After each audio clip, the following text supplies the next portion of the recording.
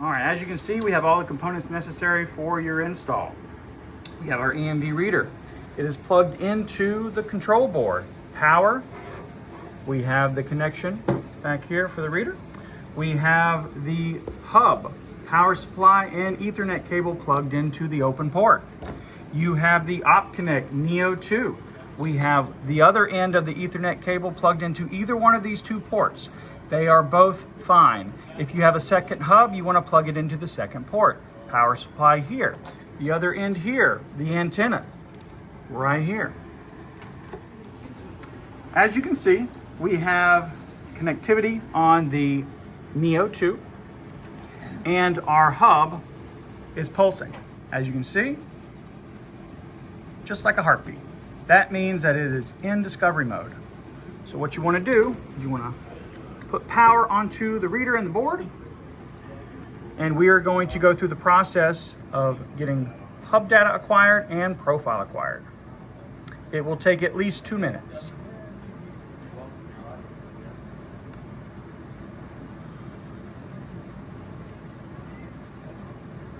You see system initializing.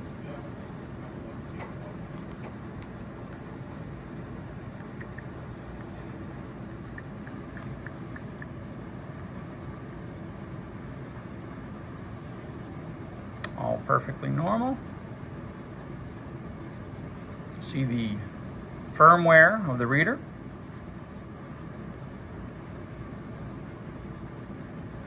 Bluetooth address of the control board.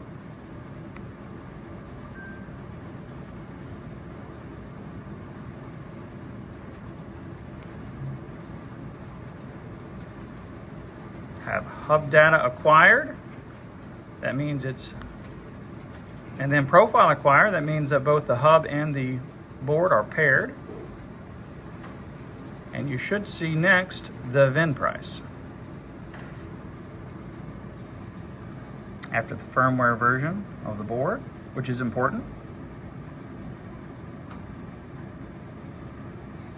And then $1 for 30 minutes, because we have it programmed for a dryer.